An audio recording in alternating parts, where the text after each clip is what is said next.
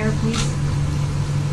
Well, we spoke last night about Kashmir, and the Prime Minister really feels he has it under control. I know they speak with Pakistan, and I'm sure that they will be able to do something that will be very good. You want to We add spoke something? about it last night at Gurgaon. Mr. Modi, do you want to add?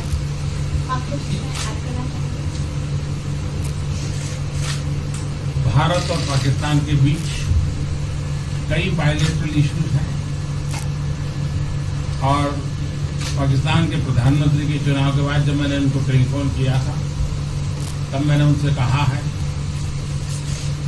कि पाकिस्तान को भी गरीबी के खिलाफ लड़ना है, भारत को भी गरीबी के खिलाफ लड़ना है, पाकिस्तान को भी अशिक्षा के खिलाफ लड़ना है, भारत को भी अशिक्षा के खिलाफ लड़ना है, पाकिस्तान को भी बीमारी के खिलाफ लड़ना है, भारत को भी बीमारी के खिलाफ लड़ना है।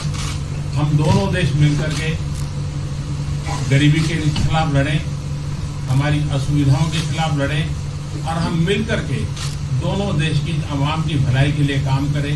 ये संदेश मैंने पाकिस्तान के प्रधानमंत्री जी को भी दिया है और राष्ट्रपति ट्रंप से भी हमेशा हमारे इस बायलैटरल संबंधों के संबंध में बात होती रहती है। Between India and Pakistan, there are many bilateral issues, and after Mr. Imran Khan became the Prime Minister of Pakistan, I called him up to congratulate him, and I told him that Pakistan needs to fight poverty, India too. Pakistan needs to fight illiteracy, India too.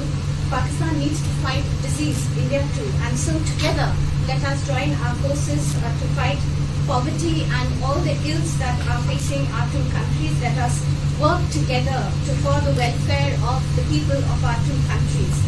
And this is the message that I keep giving my counterpart in Pakistan. Along with President Trump, we also keep talking about the different bilateral issues between us. Mr. Modi, would you like to have President Trump be involved in negotiating between Pakistan and India? Bharat और पाकिस्तान के सारे issues bilateral हैं और इसलिए हम दुनिया के किसी भी देश को इनके लिए कष्ट नहीं देते हैं और मुझे विश्वास है कि भारत और पाकिस्तान जो 1947 के पहले एक ही थे, हम मिलजुल करके हमारी समस्याओं पर चर्चा भी कर सकते हैं और समाधान भी कर सकते हैं। India and Pakistan have all the issues are of bilateral nature, and we do not want to give pains to any country in the world to in fact try to do anything in this, because these issues are bilateral. And I trust that before 1947, when we were one country, then even afterwards we can find solutions through discussions. Mr. President, is that offer still on the table? I'm here. I have a very good relationship with both gentlemen, and I'm here if for any reason, but I think they can do it themselves very well. They've been doing it for a long time. President, the Chinese have said today publicly that it's more low-level calls that have happened, and they're downplaying the significance of the calls to the U.S. administration. I don't know what you mean by that. Low level? The vice premier is low level? I don't think so. What's in your mind there, low level? What is the position of the gentleman that was quoted in the newspaper today? Well, the Vice Premier, Leo Ho, came out with very significant statements, and we've been communicating through intermediaries back and forth with him. That's the vice premier of China. Yes, sir, I understand. That's not low level. I understand, I agree. I was just, there was a statement that the spokesman for the Foreign Ministry, for instance, I said they don't know weren't about his aware of spokesman. the calls happening. I don't know about his There's spokesman. been communication going on. At the highest level. Thank you, Mr. At the President. highest level. Can you clarify the calls? No, I don't want to. We don't want to go into. We don't want to go into. Hey, look, in the meantime, our country is doing great. We're doing great. The Prime Minister just congratulated me. Everybody that's met has congratulated us on the job we're doing in the United States with our economy. Our economy is phenomenal, best it's ever been. And that's despite the trade deals. And when the trade deals get done, like we did with Japan yesterday, we did a really big, tremendous trade deal with Japan. And we have others coming. We're negotiating now in earnest with the European Union because they want to do that. They want to do that, and I do too. So we have, when we get these deals done, our country will be transformed. mean, it'll be monetarily transformed. It's such a difference between the horrible, horrible one-sided deals that we had in the past. And frankly, past administrations should be ashamed of themselves for allowing that. But we have many of them. One of them is the USMCA, Mexico-Canada. And hopefully that'll get voted on very quickly. Everybody wants it to happen, so hopefully we can make that a bipartisan bill. But we have many trade deals that are doing very well, and including China. And I think it was necessary to go through this, you would say a rough patch, but I'd say maybe much more than a rough patch. But that's okay, because we've been paid billions and billions of dollars. And you know that prices haven't gone up, and there's been no inflation. And we've put a lot of money in the Treasury, and tens of billions of dollars. And I've given a lot of it to the farmers that were hurt. I've been able to give a lot of money, compliments of China, to the farmers that were hurt, because we gave them 16 billion and we gave them 12 billion the year before. That made them whole. That was the amount of money that China didn't invest in our farmers, give to our farmers. So the farmers have been amazing, but they're very happy with the job we're doing. But eventually they're going to be the biggest, or one of the biggest beneficiaries. Okay? Mr. President, did you attend the climate session? Say it? Did you make it to the climate session, and were there any conclusions that you took away I'm from it? going to. In fact, it's going to be our next session. So we haven't had it. Do you have a message that you would like to deliver to? No, I want clean air and clean water. And we're right now having the cleanest air and cleanest water on the planet. But that's what I want. I want absolutely clean air and clean water. Mr. President, just briefly back on China, we saw the comments from you about wanting calm. Calm. Calm, exactly. Just wondering if you could clarify what you meant about the call. Was that with light hydrogen? I don't want to talk about calls. We've had calls. We've had calls at the highest levels. But I don't want to talk about that. But the Vice Chairman put out a statement last night that was a statement, and saying that he wants to make a deal and he wants calm. And I think it's a very good word to use, calm. It's not a word that I use that often, but it's a good word to use. And I think it's one of the reasons that's a great country. I mean, they understand. I think that message also helps with respect to Hong Kong. I really do. I think it makes it easier for Hong Kong to do something. And I think that President Xi will do something with Hong Kong. I really think that message is a good message with respect to what the ultimate outcome is in Hong Kong. Very, very positive message. And we appreciated it. We appreciated it. What else? Anything else? Mr. President, what are your latest thoughts on your threat on pulling out of the WTO? And if you do, can I also ask Mr. President Modi what your response to that in terms of how it affect India's trade strategy? Well, we haven't been happy with the WTO, but now we're winning cases. We won the big Airbus cases, you know. It's a tremendous case. I mean, it's billions of dollars. That was a very recent victory, and we're winning cases now. We're being treated more fairly now in the WTO, which we appreciate. मुझे लगता है कि हम दोनों को बात कीजिए, हम दोनों बात करते रहेंगे, जब जरूरत पड़ेगी आप लोगों को जरूर जानकारी पहुंचाएंगे.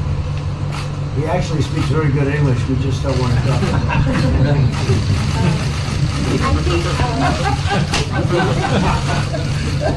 I feel that you should let us discuss these things, and when we feel the need, we will communicate to you.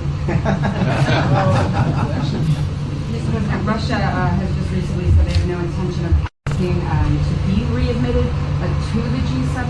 However, No, I wouldn't expect that to ask, because why would he's a proud man. He's done a real job, and why would he ask? No, it's something we discussed, and it's under discussion now. No votes or anything, but I would be inclined to say yes, and so would others, and some probably wouldn't be, but it's just a discussion. No, I would think that he wouldn't do that because he's a proud man. He wouldn't ask, but if something would happen, he would be asked, and I'm sure he would say yes to that. do you have any indication from them that they would accept? No, I think it was a very good discussion. It was the initial discussion, but it was a very good discussion. But I think it would be appropriate. I think it would be good for Russia. I think it would be good for everybody. I think it would be a positive. But it's just a discussion that we had. It was a very interesting discussion and very, I think, pretty even. I think ultimately people like the idea. Mr. President, what would be your message to the American people in terms of what is your biggest achievement at this G7? Well, we've had a lot of achievements. We have an achievement with Prime Minister Modi because we're doing great trade. We're doing a lot of trade with India. That's an achievement. I think, obviously, the Japan deal is a tremendous achievement because it's one of the biggest trade deals and it affects directly our farmers. Even the fact that he's taking all of the excess corn that China didn't take, hundreds of millions of dollars worth of corn, and he's buying that. Japan is buying all of that corn at a fair price. And, that was great. So that was very important. I also think that unity is very important. We had a very good, despite you read the newspaper stories, the stories bear no resemblance to what's taking place. You saw me with Chancellor Merkel. You saw me with all of them. The relationship is great. We have 7 nations. In addition to that, we have other nations like India and others that came in. Australia came in, Scott. We have a lot of people came in.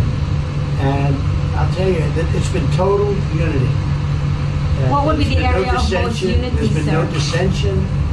There's been no fights or arguments. There's been no anything. I mean, there's been great unity here. And honestly, the papers haven't reported how good it's been. So what would be your most common ground? Is it climate change? Is it gender equality? I think we have a lot of things, but I think really the unity, the fact that we're all getting along so well, I think is one of the big takes from this. We really have good relationships, and we're doing a lot about a lot.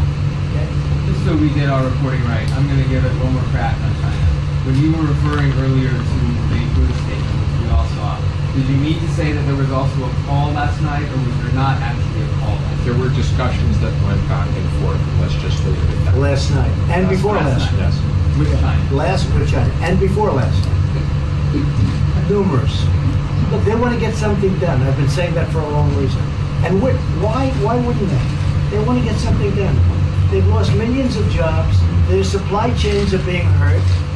And once those supply chains go, you can develop new supply chains. You can't get them back into China. So China is run by really a great leader. I think he's a great leader. He wants to do something. They lost over 3 million jobs in a very short period of time. A lot of companies have left China and they're leaving China. They want to get it done. I knew that. I could have told you that without talking, but we are talking. And would you still like to see U.S. companies leave China? Depends on whether or not we make a deal. If we don't make a deal, I'd like to see them leave China. Absolutely. If we make a deal, I'd like to see them stay there and do a great job. Mr. President, on the Afghanistan peace talks, do you have an updated timeline, or are there any snags? No timeline, whatever it is. We're no rush. I mean, we're there. We're really a peacekeeping force more than anything else, frankly. And said we could win that war in a very short period of time, but I'm not looking to kill 10 million people. Okay? And we are working along with the Taliban, with the government, and other people too. And we'll see what happens. No timeline. Thank you very much. We're going to be doing a news conference in a little while. Just one more thing. If you need one, do you need one? I don't think you need one. Always thinking. I mean, I can't imagine any other question. I just want to thank the Prime Minister. He's a great leader right here. Would you allow him to have nuclear Great weapons? election result. Would you allow him to have nuclear weapons, sir? Thank you, press. Would you allow India to have Thank you, nuclear press. weapons? Thank you. Thank you, press.